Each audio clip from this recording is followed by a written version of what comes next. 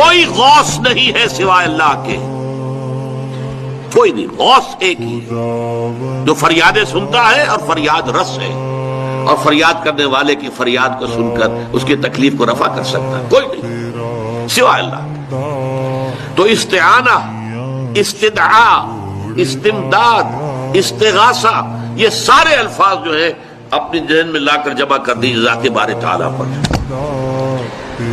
چنانچہ حضور صلی اللہ علیہ وسلم کے جو اذکار مسنونہ ہیں، خاص طور پر فرض نماز کے بعد سلام کرنے کے بعد جو اذکار ہیں، ان میں سے ایک کیا ہے؟